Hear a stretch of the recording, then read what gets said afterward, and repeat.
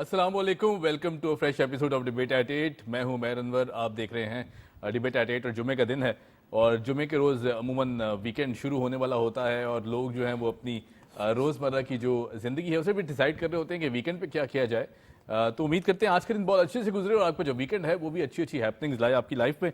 Show का आगाज़ करेंगे टॉप स्टोरीज़ के साथ, जिस तरह हम करते हैं अपनी अंदाज से, और अखबारात क्या कहते हैं उस पर भी नज़र डालेंगे। साथ साथ हमारा दूसरा जो सेगमेंट होगा यकीनन बहुत अहमियत का हामिल है, क्योंकि तालीम पर बात बहुत कम की जाती है।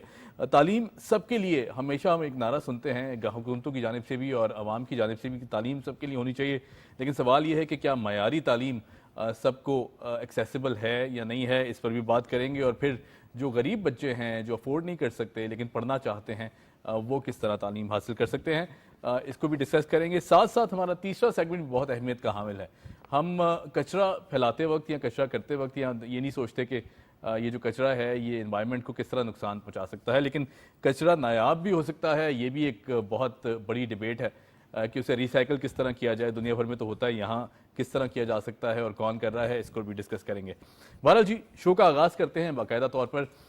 इलेक्शन कमीशन की जानिब से कल एक स्टेटमेंट आती है कि जिसमें इलेक्शन कमीशन कहता है कि 90 रोज़ काफ़ी नहीं है, 90 रोज़ में इलेक्शंस नहीं हो सकते हैं, और क्योंकि ज़ाहिर हल्का बंदियों के लिए 4 माह दरकार हैं, और फिर उसके बाद हल्का बंदियों के बाद हम देखते हैं कि बफर टाइम भी चाहिए कि इलेक्शन की तैयारियां की जा सकें। तो यकीनन ये जो वक्त है ये अब तवील होता जा रहा है। इलेक्शन कमीशन ने भी साफ कह दिया है कि 90 रोज़ काफ़ी नहीं है इलेक्शंस के लिए। दूसरी तरफ हम देखते हैं कि निगरान सेटअप जो है वो सरगर्म है। कल हमने देखा कि जिस तरह निगरान वज़ीर आज़म ने अपनी कैबिनेट डिसाइड की और फिर उनकी हल्फ बर्दारी की तकरीब भी हुई। बहुत से नए नाम जो कि एक्सपेक्ट नहीं किए जा रहे थे इस कैबिनेट का हिस्सा बने हैं, लेकिन देखते हैं कि ये जो प्रेशर सिचुएशन है जिसमें से मुल्क गुजर रहा है, मुआशी चैलेंजेस हैं, फिर उसके बाद हम देखते हैं कि सिक्योरिटी के मसाइल, ख़ास तौर पर कुछ ऐसे इंसिडेंट्स अभी रिसेंट हैपनिंग्स भी हैं कि जो बहुत बड़े चैलेंजेस बनकर सामने आ सकते हैं निगरान हुकूमत के। और जो निगरान प्राइम मिनिस्टर साहब हैं वो यकीनन बहुत अच्छा किरदार अदा कर सकते हैं सारी सिचुएशन में, क्योंकि एक तो बहुत फ़ाल भी रहे हैं। जो हम देखा कि जिस तरह ऑन द हाउस उनकी स्टेटमेंट्स आती रही और फिर उसके बाद जिस सूबे से उनका ताल्लुक है, हमेशा बलूचिस्तान की बात कम की जाती है। तो हमने देखा कि बहुत अच्छे इकदाम लिए जा सकते हैं यहाँ से। हमारे साथ मौजूद हैं इम्तियाज़ फरहान साहब, सीनियर जर्नलिस्ट हैं, किसी तारुफ के मुताबिक। इम्तियाज़ साहब कैसे हैं? जी बहुत अलग करो। इम्तियाज़ साहब, सबसे पहले तो ये बताइएगा कि इलेक्शन कमीशन ने कहा कि 90 रोज़ काफ़ी नहीं है, बहुत मुश्किल है कि 90 रोज़ के अंदर इलेक्शंस कराए जाएं। 4 माह तो वो कह रहे हैं कि जी सिर्फ हल्का बंदियों में लग सकते हैं, और यकीनन ये वही डिबेट है कि जो हर पॉलिटिकल पार्टी कर रही थी। और फिर जाते जाते साबिक जो प्राइम मिनिस्टर थे हमारे शहबाज शरीफ साहब, उन्होंने भी इसका जिक्र किया, उन्होंने अनाउंस भी किया कि हम मरदमशुमारी भी कराते हैं और उसके बाद फिर नई हल्का बंदियाँ भी कराते हैं, क्योंकि ज़ाहिर एतराज़ात तो दूर करने थे। आप समझते हैं कि इलेक्शन वक्त पर हो सकते हैं? बिस्मिल्लाहिर्रहमानिर्रहीम।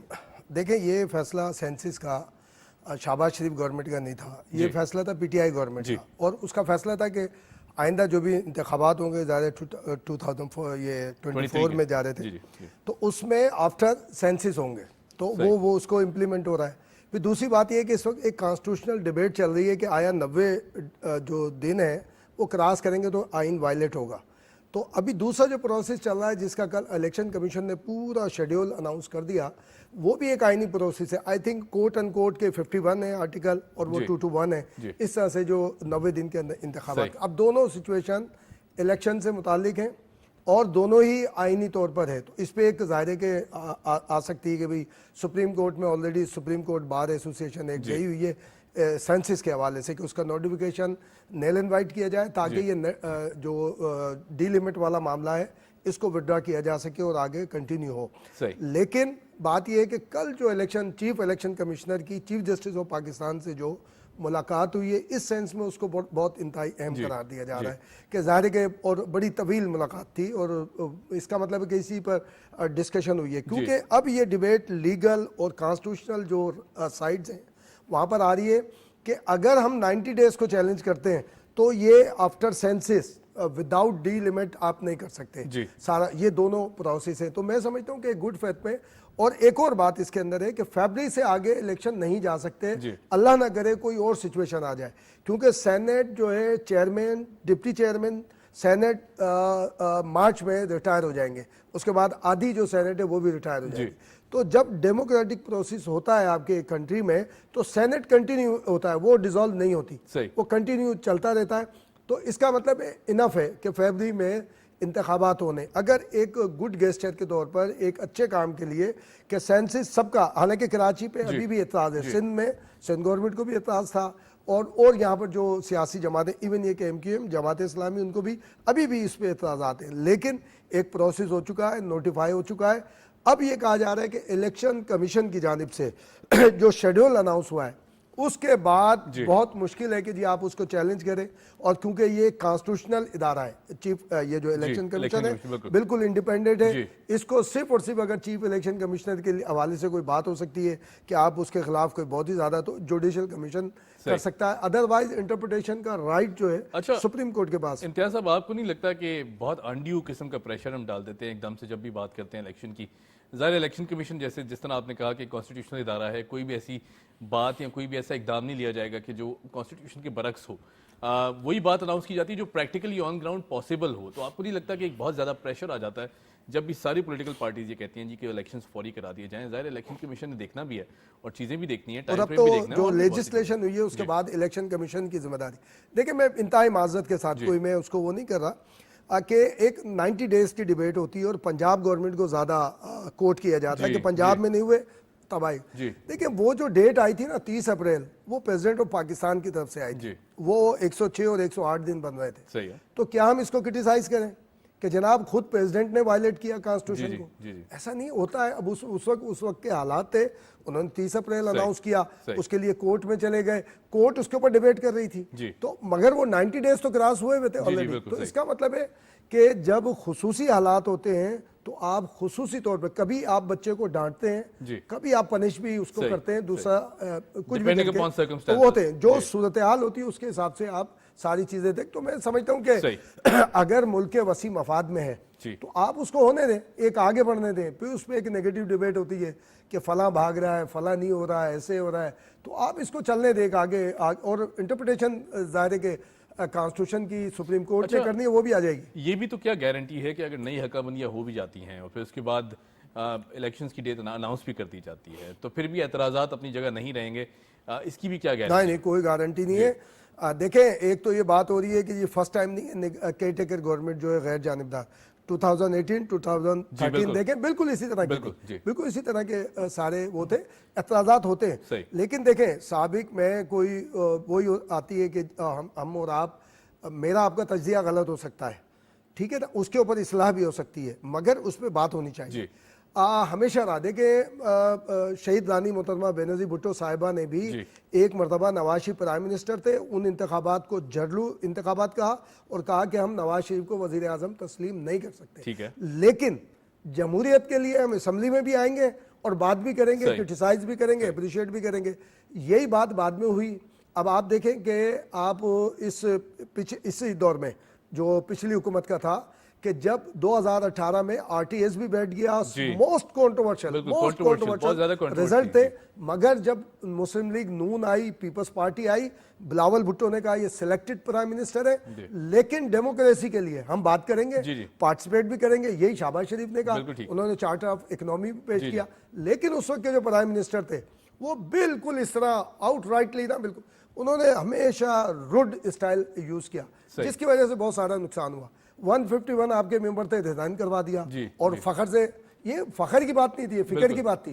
पंजाब असेंबली आपने उठा के डिसॉल्व कर दी, खैबर पख्तूनख्वा असेंबली चल रही थी, यानी अगर डेमोक्रेसी को डैमेज किया, डैमेज नहीं तबाह किया, तो वो चाहते नहीं थे कि डेमोक्रेसी प्रिवेल करे। अच्छा, इस पे जो फॉलोवर है वो कहते हैं जनाब आप कैसी बात कर रहे हैं?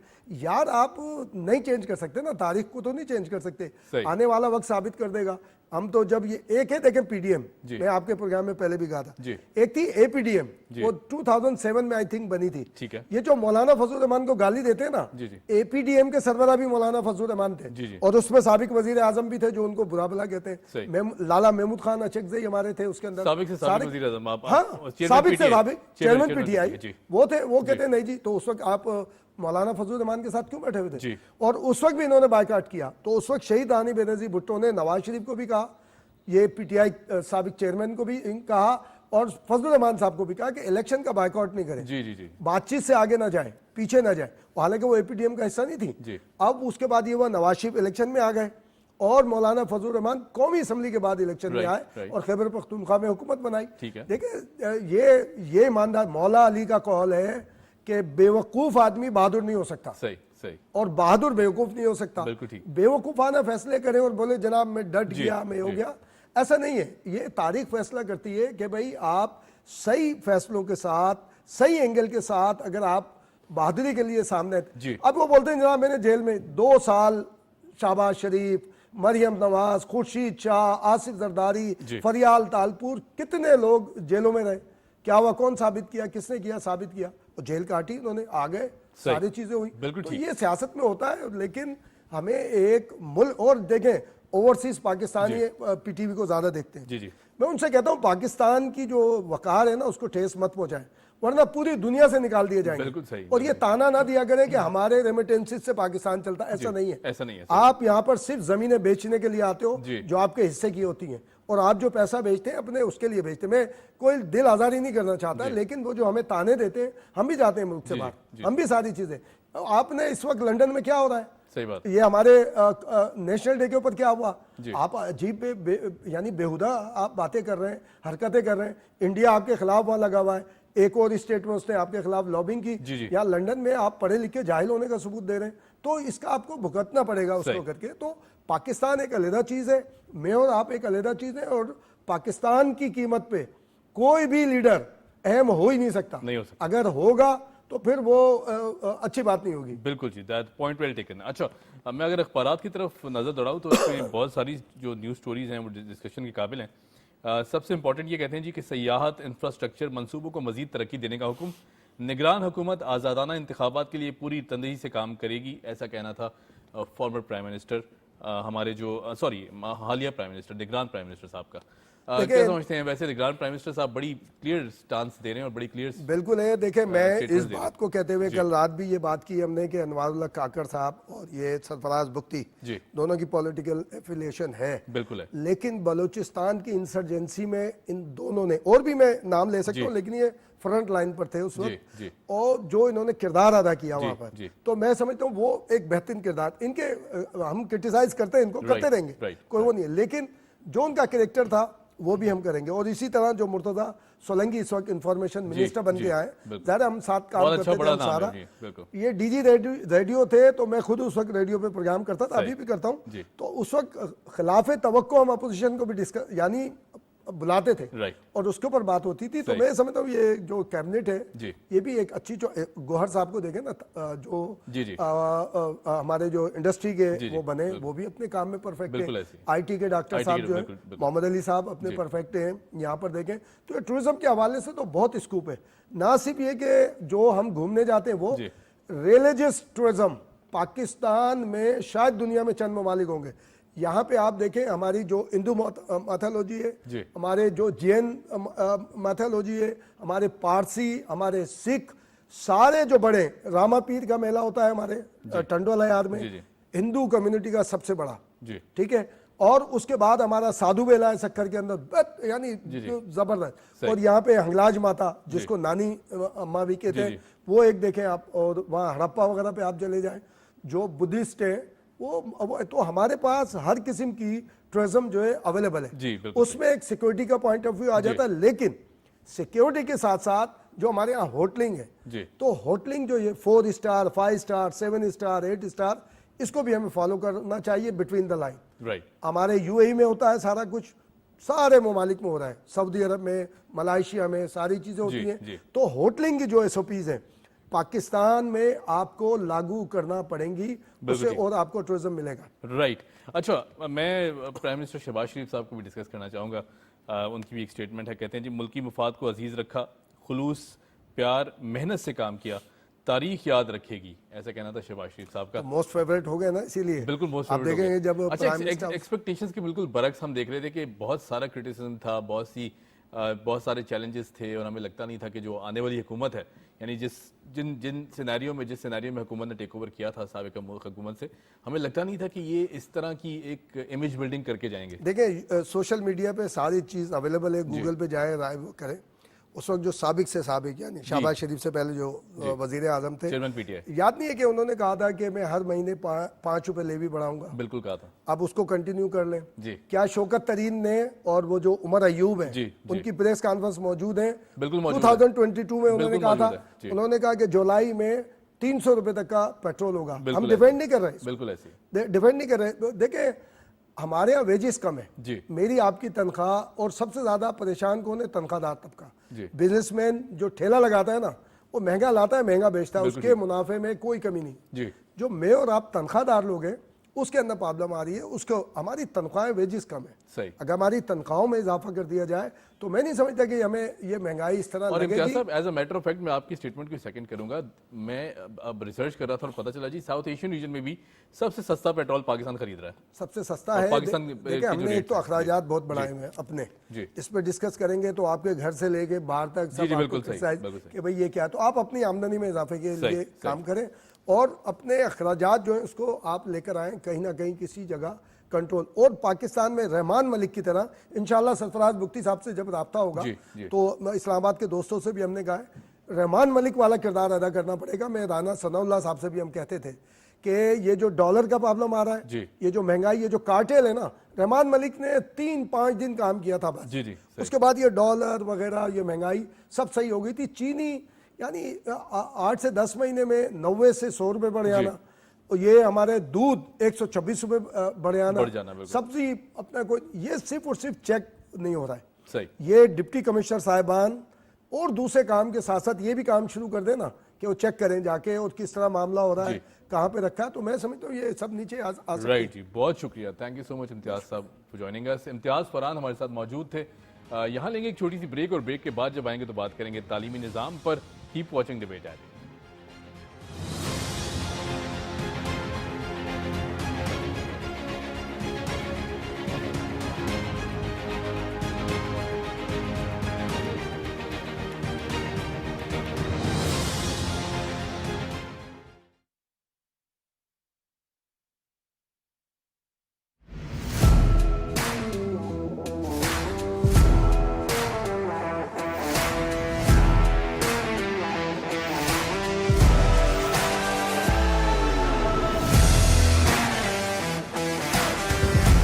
पीटीवी एकेडमी पे हम आपको यही सिखाएंगे कि ड्रामे का मेकअप कैसा होता है, फिल्म का मेकअप कैसा होता है और कमर्शियल्स में जो मेकअप होता है वो कैसा होता है।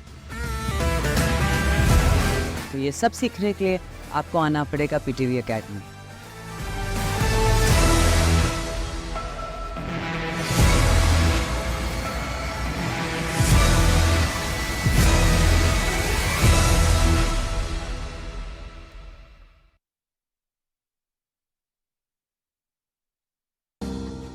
क्या आप जानते हैं कि आपकी गाड़ी की हाइलाइट्स या HID लाइट्स दूसरे मुसाफिरों के लिए दौरान ड्राइविंग तकलीफ का सबब बन सकती हैं? बराह करम दौरान ड्राइविंग लाइट्स लो रखें ताकि दूसरे मुसाफिरों को आसानी रहे। मोहतात ड्राइविंग, महफूज सफर।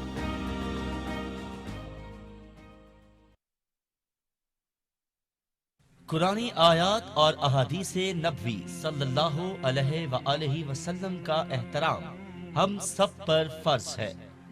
ताज़ीरात पाकिस्तान के सेक्शन 295B के तहत कुरान पाक की तौहीन काबिल सजा जुर्म है जिस पर उम्र कैद की सजा हो सकती है। इसको गंदगी या रद्दी में ना फेंका जाए।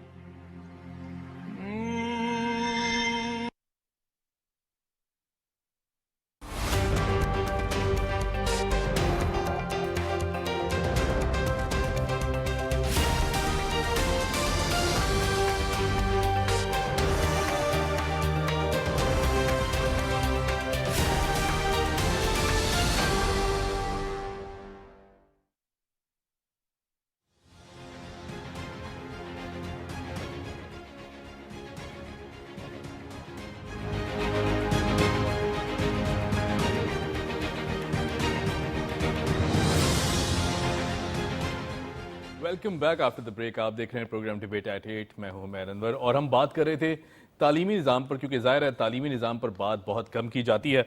दो तरह के बच्चे होते हैं, एक तो वो बच्चे जो पढ़ना चाहते हैं और एक वो बच्चे जो बिल्कुल नहीं पढ़ना चाहते।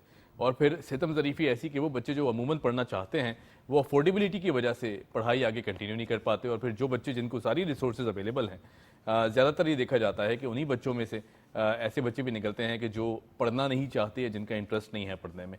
तो ये बहुत गंभीर किस्म की सिचुएशन है, बहुत मुश्किल सिचुएशन है, और ख़ास तौर पर हम देखते हैं कि ये जो गैप है हमारे तालीमी निज़ाम में, जो मयारी तालीम हम कहते हैं कि सबके लिए होनी चाहिए, क्या वो सबके लिए अवेलेबल है? तालीम सबके लिए है? क्योंकि ज़ाहिर है अगर तालीम सबके लिए है तो फिर क्या वो मयार है तालीम का? ये भी बहुत बड़ा सवालिया निशान है। फिर उसके बाद एक तीसरा फैक्टर ये भी है कि तालीम महंगी बहुत ज़्यादा है। अगर क्वालिटी एजुकेशन लेने के लिए बच्चा जाता है तो वालिदैन अफोर्ड नहीं कर पाते। अगर कोई बच्चा यूनिवर्सिटीज़ में भी जाना चाहता है, स्कूलिंग करना चाहता है महंगी, तो मेरे ख्याल से वो बहुत महंगी है मयारी तालीम जो है। लेकिन बहरहाल ऐसे बहुत से इंस्टीट्यूट्स भी हैं और बहुत सी ऐसी सिविल सोसाइटी में भी एक्टिविस्ट हैं जो काम कर रहे हैं और चाहते हैं कि तालीमी निज़ाम को बेहतर बनाया जा सके। हमारे साथ मौजूद हैं महरीन मुश्ताक काजी, आपका ताल्लुक़ है, आप फाउंडर हैं विजडम ट्री स्कूल की। महरीन कैसी हैं आप? अस्सलाम वालेकुम। वालेकुम सलाम। महरीन, बात 2-3 पहलू हैं जो मैंने डिस्कस किया। एक तो वो बच्चे जो पढ़ना चाहते हैं, रिसोर्सेज नहीं हैं, फिर वो बच्चे जो पढ़ना नहीं चाहते, अल्लाह ने उनको सब कुछ दिया है। तो ये ज़ाहिर है ये तो नेचर का एक निज़ाम है, कुदरत का एक निज़ाम है, लेकिन हम उन बच्चों को किस तरह केटर करें जो पढ़ना चाहते हैं लेकिन रिसोर्सेज नहीं हैं? उन बच्चों के लिए हम इदारे बना सकते हैं, उनके जी। लिए इजी एजुकेशन प्रोवाइड कर सकते हैं, और इजी एजुकेशन के बहुत सारे रिसोर्सेज हैं इंटरनेट पे। हम लोग उनको कस्टमाइज्ड प्लान बना के ठीक है। इंडिविजुअल अटेंशन दे के उनको हम जी। ग्रूम कर सकते हैं, और हम उनको मोटिवेट कर सकते हैं कि आप आओ पढ़ो। मेरे पास एक स्कूल है विजडम ट्री स्कूल के नाम से, 3rd ईयर है हमारा, 3rd ईयर माशाल्लाह स्टार्ट हुआ है। सही। और वहाँ पे हम मेरा स्लोगन है तालीम और हुनर सबके लिए। राइट। तो मेरी पूरी कोशिश होती है कि एज लिमिट ना हो, ठीक और है। हम बच्चों को और बड़ों को, एडल्ट्स को भी, बड़ी बड़ी लड़कियां मेरे पास आती हैं, इंटरेस्ट शो करती हैं, लेकिन फिर वो भी पीछे बैठ जाती हैं, लेकिन हम उनको मोटिवेट करके फिर लेकर आते हैं। अच्छा, मेरी कम्युनिटी में ड्रग एडिक्ट हैं, छोटे छोटे अच्छा। बच्चे भी हैं, यंग बच्चे जो Right. मेरे ख्याल में 8 क्लास के होंगे, 13-14 साल के बच्चे भी ड्रग एडिक्ट हो जाते हैं। उनको मोटिवेट करके लाना कि कहीं आप दोबारा से वो ड्रग्स की तरफ ना चले जाएं, तो फिर हम उनको बिठा के फिर अच्छा पढ़ाते मैंने हैं। ये जो एज डिफरेंस की आपने बात की, हम अमूमन देखते हैं कि बहुत से बड़े बड़े प्राइवेट स्कूल्स भी एज की वजह से बच्चे को इंडक्ट करने से महरूम रहते हैं या नहीं कर पाते, क्योंकि वो कहते हैं बच्चे की एज ज़्यादा है, फिर वो अगर आएगा उसे हम इंडक्ट कर भी लेते हैं। तो बुलिंग का एक कॉन्सेप्ट है कि अगर बड़ा बच्चा है तो वो छोटे बच्चे को बुली करेगा और छोटा बच्चा हरास होगा। तो ये भी तो एक फैक्टर एग्जिस्ट करता है, इसको किस तरह केटर कर सकते हैं हम? मैंने तो अपने पास यही रखा हुआ है कि बड़ा बच्चा आता है, कंफर्टेबल होके पढ़ता है, वो छोटे बच्चे के साथ बैठ जाता है। अगर वो उसे उसको पढ़ाता भी कुछ, है, हाँ सही। बिल्कुल, हम लोग मोटिवेट करते हैं ना, हमने एक सिस्टम जनरेट किया हाँ, हुआ ठीक है है। जिसमें हम फैमिली की तरह बच्चों को बिठाते हैं, और Right. मतलब मोटिवेशन बहुत जरूरी है, सही। मोटिवेट और काउंसलिंग बहुत जरूरी है। ठीक है, ठीक है, सही है। As a अच्छा whole. अच्छा, बिल्कुल ठीक है। अच्छा, मैं जिस गैप की बात कर रहा था कि एक देयर इज़ अ गैप मयारी तालीमी निज़ाम की, जब हम बात करते हैं क्वालिटी एजुकेशन की, तो मेरे ख्याल से तालीम तो सब दे रहे हैं, हुकूमती सतह पर भी बहुत सी कोशिशें की जा रही हैं। इनफैक्ट सिंध गवर्नमेंट भी बहुत से स्कूल अडॉप्ट कर चुकी है, कर भी रही है। फिर और भी बहुत सारे इदारे हैं प्राइवेट और सोशल एक्टिविस्ट भी हैं जो कर रहे हैं, लेकिन हम मयारी तालीम को कहीं ना कहीं पीछे छोड़ देते हैं। हम सिर्फ तालीम का निज़ाम बेहतर बनाने की कोशिश कर रहे हैं कि जी तालीम दी जाए, लेकिन जो क्वालिटी एजुकेशन का कॉन्सेप्ट है कि वो मयार जो आलमी इदारे भी रिकग्नाइज़ करें, वो तालीम सबके लिए मुफ्त कैसे फराम की जा सकती है, बहुत मुश्किल अमल है। आप लोग किस तरह करते हैं इसको? देखिए, मोस्टली ये लोग कोशिश करते हैं कि बंदा लिटरेट हो जाए और उसको रीडिंग और राइटिंग एटलीस्ट आ जाए, ठीक है। जो उनका मतलब एक परसेंटेज होती है कि भाई लिटरेट हो जाए, पढ़ना आ जाए।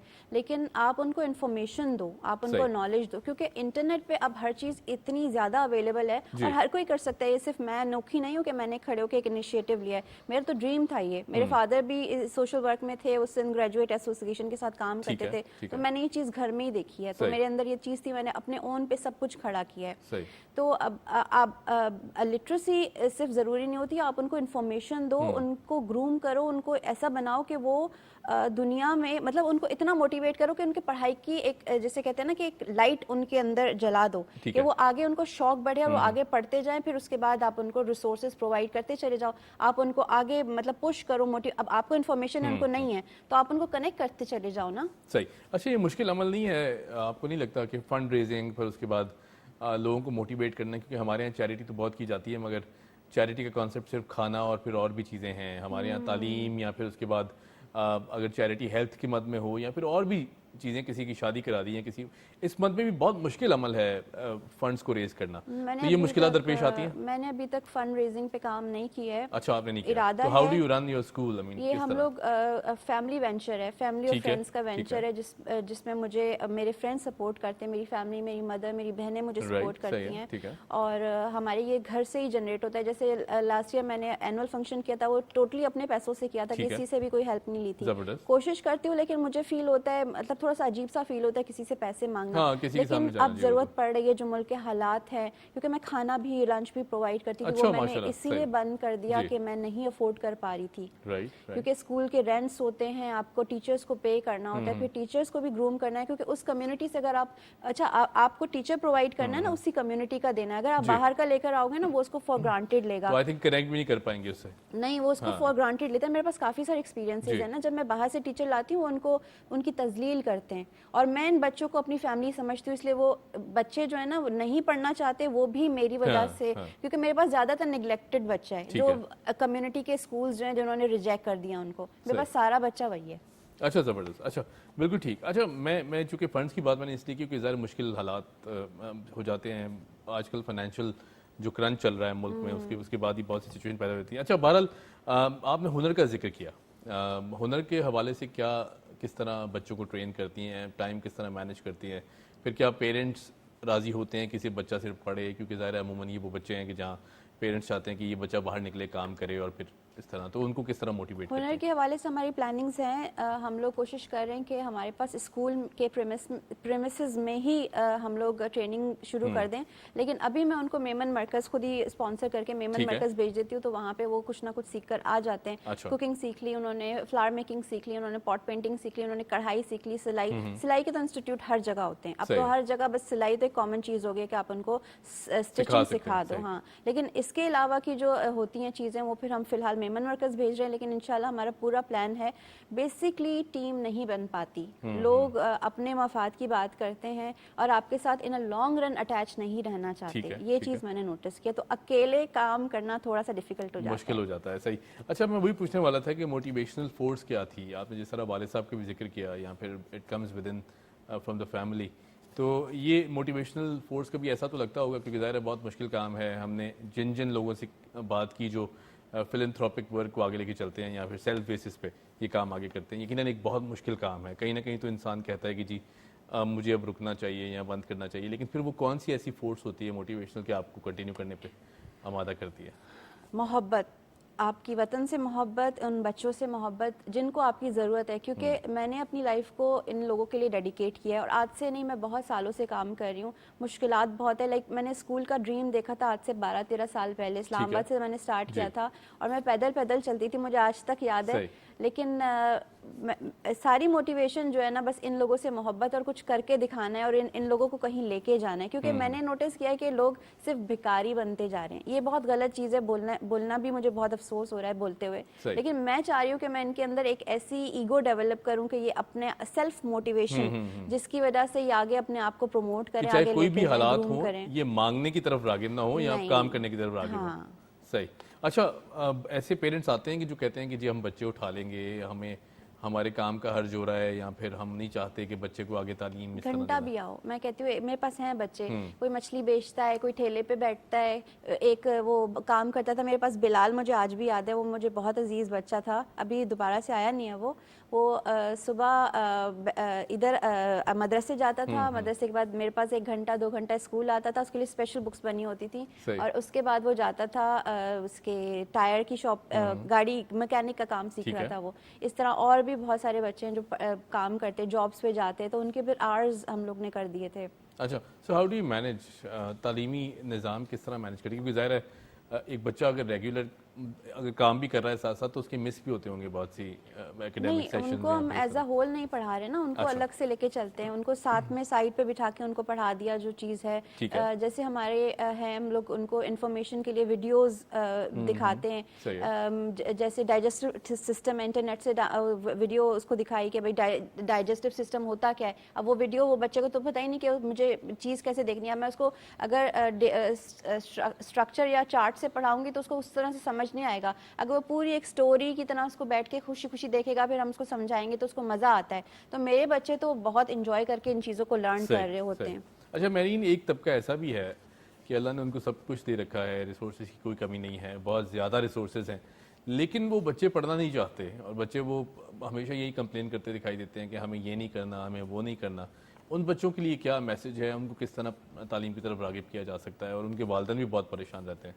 उनके वालिदैन को ना वो चीज़ फिगर आउट करनी चाहिए कि आखिर मसला कहाँ आ रहा है। वालिदैन को पहले अपनी मतलब बच्चों के ऊपर फोकस करना चाहिए। आप उस प्रॉब्लम ना कहाँ पे आ रही है, क्या सही। उसको पढ़ाई डिफ़िकल्ट लग रही है, क्योंकि मैंने एक ऐसा भी स्कूल का सेटअप चलाया है। मेरे हस्बैंड प्राइवेट स्कूल एसोसिएशन है उनका, तो वो काम करते रहते हैं। हमारे स्कूल्स का बहुत पुराना एक्सपीरियंस है। राइट।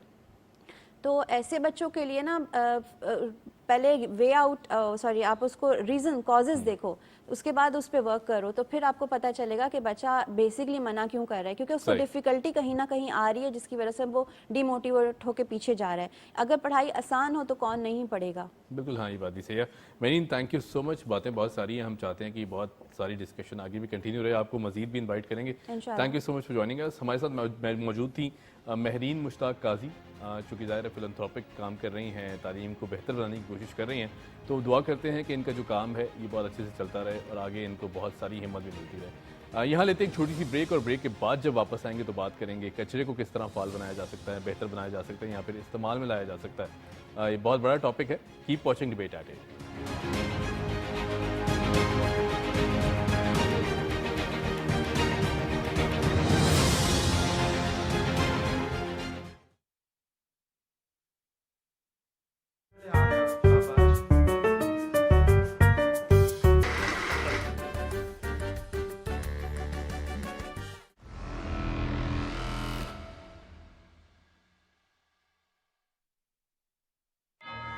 इनकी सारी तवानाई खत्म हो जाएगी और सारा शहर मेरे कर्जे में डूब जाएगा। अगर तवानाई इसी तरह जाया की गई तो पूरा शहर बर्बाद हो जाएगा। Information drive.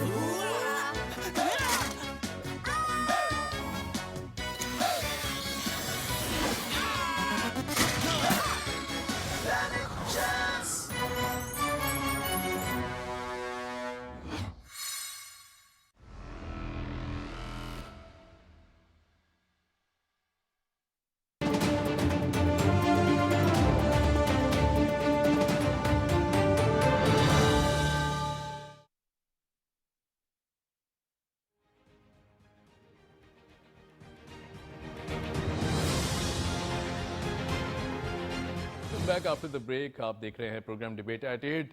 हम बात कर रहे थे कचरे को किस तरह काबिल इस्तेमाल बनाया जा सकता है। बहुत मुश्किल अमल हमारे यहाँ तो हो सकता है मेरे ख्याल से, लेकिन वेस्ट में हम देखते हैं कि एक बहुत तवील अरसा गुजर चुका है कि रिसाइकलिंग का जो प्रोसेस है उसे आगे बढ़ाया जा रहा है। कचरा नायाब भी हो सकता है, ये दुनिया ने तो ये हमें बता दिया, लेकिन हमें ये समझते हुए बहुत वक्त लगा। लेकिन अच्छी बात यह है कि अब ऐसे बहुत से इंडिविजुअल्स भी हैं, ऐसी बहुत सी कंपनीज भी हैं जो काम कर रही हैं, और प्राइवेट सेक्टर इस चीज़ को समझ चुका है कि जो कचरा है इससे भी बहुत सी प्रोडक्ट्स बनाई जा सकती हैं, इसे रिसाइकिल किया जा सकता है, दोबारा काबिल इस्तेमाल बनाया जा सकता है। और हमेशा हम देखते हैं कि हर चीज़ हुकूमतों पर डाल देते हैं, और बहुत आसान होता है कि जी कचरा हुकूमत नहीं उठाती, फिर उसके बाद हम कचरा खुद फैलाते हैं, और फिर उसके बाद हमारे पास बहुत सारी वजूहत हो जाती हैं कि हुकूमतें जो है वो वेस्ट बिन्स नहीं रखती, ये नहीं करती, वो नहीं करती, और फिर इस वेस्ट मैनेजमेंट सिस्टम जो है उसकी गाड़ियाँ नहीं आती हैं। तो ये बहुत एक बड़ा सवालिया निशान हमारी अपनी सोच पर भी है कहीं ना कहीं, कि हम अगर उस शहर को, उस आबादी को, या अपने घर के अतराफ़ के इलाके को साफ़ सुथरा रखें, तो मेरे ख्याल से कचरा जो है वो डेजिग्नेटेड जो स्पॉट्स हैं हुकूमत के, वहाँ हम कचरा डंप करें, तो मेरे ख्याल से वो कंपनीज उनको भी आसानी होगी कि जो वेस्ट मैनेजमेंट पर काम करती हैं। आज हमारे साथ ऐसी ही एक इंडिविजुअल मौजूद है जो काम कर रही हैं, कचरे को किस तरह रिसाइकिल करती हैं, किस तरह फाल बनाती हैं। हमारे साथ मौजूद है Angel Imdad, founder CEO Ayurved go green. I hope मैंने नाम सही लिया है। बिल्कुल सही लिया। तो Angel, welcome to the show. Thank you so much. Angel, बहुत मुश्किल काम नहीं है कि कचरे को रिसाइकिल करना, क्योंकि हमारे यहाँ कॉन्सेप्ट नहीं है। बहुत अच्छा काम है, बहुत आई थिंक नेचर के करीब है ये, नेचर को साफ़ करना, एनवायरनमेंट को साफ़ करना, और उन चीज़ों को बेहतर अंदाज से दोबारा से रिसाइकिल करना। आइडिया किस तरह आया था?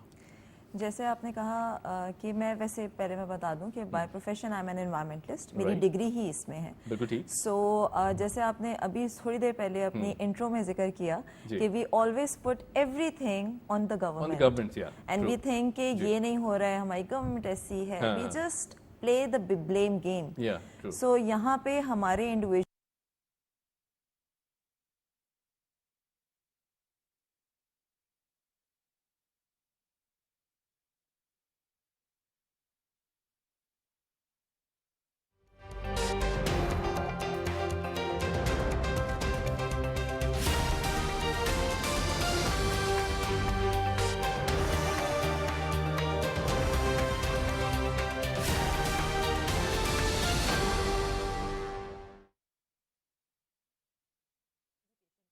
बेसिक तालीम ही नहीं है। एग्जैक्टली आपको या मुझे बचपन में तो नहीं सिखाया हाँ, गया था हाँ। कि हमें अपने एनवायरनमेंट का ख्याल करना है, हमें कुछ बिल्कुल सही। रिसाइकिल करना है। ये बहुत बड़ा एक अलमिया है। सो हम इसके ऊपर स्टार्ट से काम कर रहे हैं। हम प्राइवेट स्कूल्स के साथ, एजुकेशन इंस्टीट्यूशंस के साथ, यूनिवर्सिटीज़ के साथ यहाँ तक हम काम करते हैं अवेयरनेस के ऊपर। Right. Recently we got a sponsorship and partnership with German consulate, उसके साथ Very nice. मिलके हम ठीक है। गवर्नमेंट स्कूल्स के अंदर ये पूरा काम कर रहे हैं सही। इसके ऊपर, एनिमेशन वीडियोस के थ्रू और सब चीज़ें हम उस पर क्रिएट कर रहे हैं। वहाँ पे क्रिएशन के बाद वहाँ पे हम उनको फिर बताते हैं कि आपने वेस्ट अपना सेग्रीगेट करना है into 2 categories, dry and wet. Wet को आप कंपोस्ट भी बनाना हम उनको सिखाते हैं, आप ठीक उसको है। कंपोस्ट बनाए अपने घर में ही, नहीं तो हमें दें।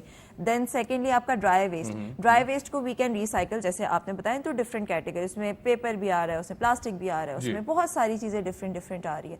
सो पूरा जो कॉन्सेप्ट ये देना कि आपकी जो रिसोर्स एक यूज हो चुकी है वो आपने फेंकनी या ज़ाया नहीं हाँ, करनी सही, है। ठीक यू है। Need to take it up and आप उसके ऊपर कुछ उसको ऊपर नीचे करके और उसके ऊपर कुछ काम करके you can make it a new thing, new product.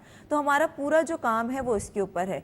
Because जब हम सस्टेनेबिलिटी की बात करते हैं, क्लाइमेट एक्शन की बात करते हैं, sustainability is equals to economic stability, Right, उसमें right. इंक्रीज आता है। बिल्कुल ठीक है। क्योंकि जब मैं अगर यहाँ पे बात कर रही हूँ, मेरा लेबर काम कर रहा है, मेरी गाड़ियाँ लगी हुई हैं वेस्ट पिकअप एंड इन सब चीज़ों के लिए। अब जो हम एजुकेशन प्रोवाइड कर रहे हैं उसमें मेरे ट्रेनर्स बहुत सारे काम कर रहे हैं, मेरे पास 6 से 7 मेरे पास ट्रेनर्स काम कर रहे हैं। सो फिर जो एनिमेशन वीडियो बना रही हैं वो अलग। So the point is this कि हाँ, एक तो काम के लिए we are hiring so many people, Resources job हैं। क्रिएट हो रही है, बिल्कुल सही। एक वो जो थॉट प्रोसेस आ रहा है।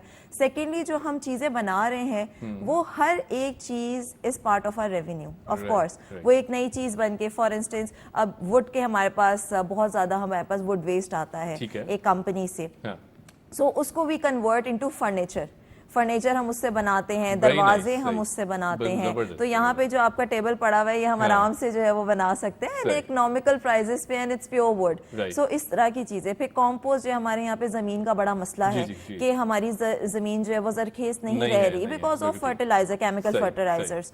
सो उसको उसमें ये थॉट देना, किसानों के साथ भी काम करना कि आप उसको इस पे शिफ्ट करें, तो हमें हेल्थ इम्पैक्ट किस पे आ रहा है, हम पे हाँ, आ रहा है, बिल्कुल सही। क्योंकि वही खाना हम खा रहे हैं। ठीक तो है। जब healthy fruit and vegetables grow करेंगे विद गुड सॉइल तो हम हेल्दी रहेंगे। बेहतरी होगी। अच्छा, बहुत ज़बरदस्त बात। अच्छा, मैं एंजल यही सोच रहा था कि चैलेंजेस क्या क्या आते हैं। काम बहुत मुश्किल है, बड़ा है, फिर भी आप लोग कर रहे हैं। All upload, we all upload के ये बहुत सारी काविशें हैं जो आप लोग कर रहे हैं, लेकिन चैलेंजेस क्या क्या हैं हम ये जानना चाहेंगे, क्योंकि ज़ाहिर है अगर कोई साथ जुड़ना चाहता है इस अमल में तो वो भी हमें देख रहे हैं, हो सकता है उनका जो हम दिमाग है वो इस तरफ रागिब कर सकें। चैलेंजेस सबसे पहले तो ये है कि माइंडसेट्स की, जैसे मैंने पहले ठीक भी है। बात की कि बस कोई आएगा और फ्री में हमारा कचरा उठा के ले हाँ, जाएगा, सही। क्योंकि वो तो आगे बिक के कमा लेते हैं ना। सो सबसे बड़ा जो माइंडसेट है वो ये है। सो इसको समझने की जरूरत है कि सही। हर सर्विस के लिए जब हम पैसे देते हैं, बिजली के पैसे देते हैं, पानी हमारे घर पे आ रहा है उसके हाँ, पैसे so दे why रहे not हैं, waste management? व्हाई हाँ। नॉट वेस्ट मैनेजमेंट, ताकि आपको एक बेहतर फैसिलिटी वी कैन प्रोवाइड। यहाँ तक कि स्यूज की जो लाइंस हैं उसके भी हम पैसे देते हैं। और जब क्लीनिंग हाँ, होती है उसके exactly, पूरा अलग ठेका exactly, जाता बिल्कुल है। ऐसे सो व्हाई ही। Not this. जी। हमें देखिए यहाँ पे जो मैं बात करना चाह रही हूँ, जो एक हमारी जो पिकिंग की कम्युनिटी है पूरी, सो वो जो जिसको हम अपने नॉर्मली स्कैवेंजर्स जिसको कहते हैं, तो जी। वो उठा लेते हैं, वो ले जाते हैं, डेफिनेटली वो आपका ले जाते हैं, बट सही उसमें है। प्रॉब्लम क्या है, वो उसमें वो सिर्फ लेके जाते हैं जो उनके काम का है, काम का जो हायर प्राइजेस में बिक जाता है। बिल्कुल सही। पीछे रह जाते हैं हमारे प्लास्टिक शॉपर जो हाँ। हमें हर बारिशों में हमारे नालों में और हर जगह भर बिल्कुल, पड़ जाते blockages हैं, कहते हैं ब्लॉकेजेस हो जाती हैं। फिर इतनी प्लास्टिक की 500 साल प्लस वो यहीं के यहीं रहेंगे, बिल्कुल क्या सही, कहीं करेंगे, जाएगा नहीं, फ्यूचर हाँ। जनरेशंस क्या करेंगी उसके ऊपर। सो वो वहीं के वहीं रहेंगे। तो हमारा इसमें क्या क्या काम है, जब हम अगर एक फी ले रहे हैं अपनी सर्विस की, so we pick up everything and हम उसको, प्लास्टिक शॉपर भी है तो हमारी पूरी वॉशिंग लाइन है, उसके अंदर पूरा वॉश होकर फिर वो रिसाइकिल पे जाता है। We are literally making it zero waste. बाद में कुछ नहीं ऐसा बचता कि हमें जो फेंकना पड़े। अच्छा, कुछ ऐसे अब यहाँ पे कुछ सोच रहे होंगे लोग, जैसे पैम्पर्स होते हैं, सैनिटरी नैपकिन वगैरह होते हैं, इसका अब क्या किया जाए, वो तो नहीं रिसाइकिल, हमारे यहाँ पे इतनी फैसिलिटीज नहीं है। अब उसको एट द मोमेंट वी इंसिनरेटेड, उसको पूरा एक जो अमल होता है जलाने का, लेकिन वो कंट्रोल्ड एनवायरनमेंट, उसकी पूरी मशीनरी होती है, एग्जैक्टली। सो उसको भी हम वहाँ पे ट्रीट करके एंड दैट उसके एशेस भी आगे कहीं और यूज हो जाते हैं। तो that's the whole process. Challenges की दूसरी यहाँ पे ये बात होगी, of course being a female, being a woman, एक पूरे ऐसी सेक्टर को हेड करना कि जहाँ पे बहुत मुश्किल है। It's not easy, but again my team is there, my cofounders are there, and team का एक बहुत बड़ा सपोर्ट आपके लिए होता है। उससे बड़ी चीज फैमिली का, family, my family is very supportive in this manner, and उनका ना हो तो नहीं हो सकता। सेकेंडली, जो विमेन एम्पावरमेंट में मैं बहुत काम करती हूँ, मेरी 60% जो मेरी टीम है दे आर वुमेन। एडमिनिस्ट्रेशन में ट्रेनर्स मेरे साथ लड़कियां काम करती हैं। लेबर साइड पे भी हमारा आगे इरादा है जिसपे हम काम करें कि टेक्सटाइल वेस्ट अगर हमें कहीं से मिल जाए, जो हमें अभी भी थोड़ा मिलता है हमारे जो वेस्ट से आ रहा होता है, so we can make bags and different रलियां वगैरह। यस, तो हम उसको, जो हमारे लेबर कम्युनिटी है, उनकी खवातीन को वहां पे हम एम्पावर कर सकते हैं, उनको बेनिफिशियल इकोनॉमिकल बेनिफिट्स भी मिल सकते हैं, एंड प्लस उनको एक वो खुद मुख्तारी का एक सेंस आती है that we are making something out of it. सही, बहुत जबरदस्त बात। अच्छा, मैं इस नाम को भी डिस्कस करना चाहूंगा। ये नाम किस तरह आया माइंड में, क्योंकि जाहिर है it's not a usual word कि जो हम सुनते हैं। गो ग्रीन तो चले हम समझ सकते हैं, इट्स एन इंग्लिश वर्ड। ये कौन सी ज़बान का लफ्ज़ है, फिर उसके बाद इसका मतलब क्या है? So it's a Spanish word. इसका ओरिजिन ऐसे हुआ कि जब हम नाम रख रहे थे, and I started with my friend, my university friend Hareem. So हम वहाँ पे हमने कहा कि कुछ अलग करना है। सो तब जो है वो हम देख रहे थे जब नाम के लिए, तो इको इस तरह के रिलेटेड हमारे पास नाम होते हैं, जो यूजुअली एनवायरनमेंट रिलेटेड नाम होते हैं। I didn't want to do something like that. तो हमने कहा हम कुछ करते हैं डिफरेंट, वो कुछ ज्यादा ही डिफरेंट हो गया। लेकिन अब ऐसा है कि लोगों को याद रह जाता है, एंड कुछ डिफरेंट है तो एक इम्पैक्ट। अब तो लोग जान रहे हैं इसको, एंड जैसे आपने फर्स्ट अटेम्प्ट में आपने सही प्रोनाउंस किया, तो अब इजी हो गया है। सही, तो इसका मतलब क्या है? It means go green. अच्छा, ये गो ग्रीन का ही। Okay okay, uh is go where there is green. Right, very nice, ठीक है। अच्छा, कचरा उठाने का एक कॉन्सेप्ट ये भी है, हम जैसे मैं बात कर रहा था कि हमारी इंडिविजुअल जिम्मेदारी है कि हम उसे फैलाएं ही ना, फिर उसके बाद ऐसी नौबत ही पेश ना आए। क्योंकि हम बहुत आसानी से गाड़ी में चलते हुए, मैं देखता हूँ कि पढ़ी लिखी कम्युनिटी करती है ये काम, जो पढ़े लिखे लोग हैं, गाड़ी का शीशा नीचे किया, कचरा बाहर फेंक दिया। इन लोगों को किस तरह मोटिवेट किया जाए कि एटलीस्ट, या इनको किस तरह समझाया जाए कि ये जो आप हरकत कर रहे हैं, ये यकीनन आपके आने वाली जो नस्लें हैं उनके लिए बहुत बड़ा हैजर्ड बन सकती है, ना सिर्फ आपके लिए बल्कि और भी जो बीमारियां हैं उसे भी ट्रिगर कर सकती है। ये हर रोज का मामला है कि जब हम रास्ते से गुजर रहे होते हैं और बड़ी बड़ी गाड़ियां 2-3 करोड़, बल्कि 10-12 करोड़ की गाड़ियों के अंदर से जस्ट नीचे होता है और बाहर सब कुछ जा रहा होता है। सो यहाँ पे जो मैंने सबसे पहले बात की अवेयरनेस की, सबसे बड़ा मसला उसका है। So why don't we make it okay कि अगर मैं जैसे बीच में, मैं इस बात को बहुत एम्ब्रेस करती हूँ that I am handling this problem, जो कि मैं वेस्ट का काम कर रही हूँ। सो why don't you make it okay कि हम वेस्ट को कुछ अगर कर रहे हैं इसमें, तो this is a good thing. हम सोचते हैं कि ओह ये एक पर्टिकुलर सेक्टर का काम है और हम बस यूज करेंगे, हम फेंक देंगे, that's their responsibility. No, it's our responsibility. At the end of the day, जैसे मैंने पहले बात की, हमारे इससे बच्चे ही इंपैक्ट कर रहे हैं, फ्यूचर जनरेशंस उनकी है। अब यहाँ पे जैसे आपने हेल्थ की बात की, तो सारा कचरा जब हमारा, उसमें हॉस्पिटल का भी वेस्ट, बहुत सारी चीजें, हम जो घरों पे भी अगर इंजेक्शन वगैरह जो भी एवरीथिंग, जब वो सूखा के साथ मिलता है हमारा गीला कचरा, तो वो सब कुछ बर्बाद कर देता है। सो वो हेल्थ हैजर्ड्स हमें ही आ रहे होते हैं, उसके ऊपर गायें भी चल रही होती हैं, सब कुछ, वो भी मीट हम ही खा रहे होते हैं। समुद्रों के अंदर जो जा रहा होता है फिश मीट भी हम ही खा रहे होते हैं। एंड एज द जैसे जैसे एनिमल्स चेंज होते हैं, मतलब फूड चेन की अगर मैं बात करूं, लास्ट हम होते हैं, हम तक आते आते वो उस इन्फेक्शन की जो है इंटेंसिटी है वो बहुत बढ़ जाती है। तो इसका एक बहुत बड़ा अमल है इसमें। अब यहाँ पे मैं बात करूंगी कि हमारे साथ कुछ हॉस्पिटल्स और कुछ हमारे नर्सिंग स्कूल, जैसे होराइजन का मैं नाम लेती हूँ हमेशा, they have been with us since the start. Horizon school of nursing Najibabad के अंदर है। सो उनका इसमें बहुत बड़ा हाथ है कि वो हमें वैसे भी, हमारी कंपनी को भी सपोर्ट करते हैं बहुत ज्यादा। उसके अलावा वो इस बात को ओके करते हैं कि हेल्थ के अंदर जो वेस्ट का प्रॉब्लम है उसको किस तरह से मैनेज किया जाए। वो अपने नर्सेस को भी इसकी तालीम देते हैं। फिर उसके साथ बहुत सारे उन्होंने हमें डिफरेंट लोगों से भी मिलवाया कि हम और ज्यादा इसको आम कर सकें। यहाँ पे मैं ये भी कहना चाहूंगी कि डाइवर्सिटी हमारे जो काम की है वो बहुत डिफरेंट, बहुत ज्यादा डाइवर्स है हमारा काम।